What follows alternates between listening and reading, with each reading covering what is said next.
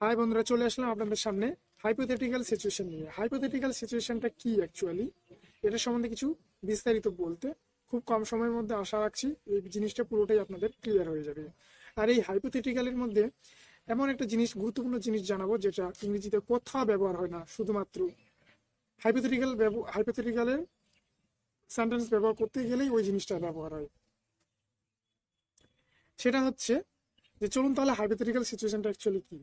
Hypothetical situation হচ্ছে যে কোনো একটা বিষয় আপনি হয়তো ভাবছেন বা কাল্পনিক অর্থে ভাবছেন কিছু, যে আমি যদি রাজা হতাম তাহলে আমি দেশটা খুব ভালোভাবে চালাতাম, আমি যদি ভালো স্টুডেন্ট হতাম তাহলে চাকরিটা পেয়ে যেতাম, if I were good student I would got the job, আমি এই চাকরিটা পেয়ে যেতাম, আমি যদি রাজা হতাম তাহলে দেশটা ভালোভাবে চালাতাম,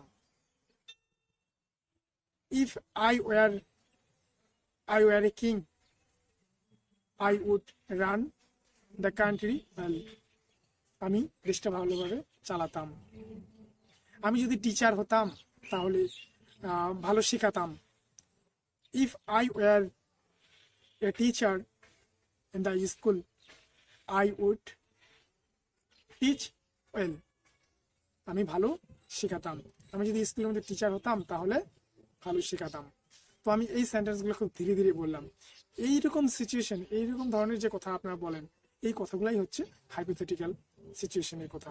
মানে হচ্ছে প্রকল্পিত, মানে হচ্ছে আপনি কল্পনা করছেন যদি আমি এটা হতাম, এটা হতাম, ওটা হতাম, আমি এটা করতে পারতাম, এইরকম। মানে এই ধরনের কথাগুলোই হচ্ছে হাইপোথেটিক্যাল সিচুয়েশন। আর এর মধ্যে আপনারা ভালো একটা জিনিস লক্ষ্য করেছেন কিনা জানি না, আই এর পরে আমি ওয়ার বলেছি, সাধারণত আই এর পরে ওয়াজ হয়। শুধুমাত্র হাইপোথেটিক্যাল সিচুয়েশনে যখন আপনারা কথা বলবেন বা সেন্টেন্স বানাবেন তখন শুধুমাত্র ওয়ার ব্যবহার করা হয়, আই এর পরে ওয়ার ব্যবহার করা হয়।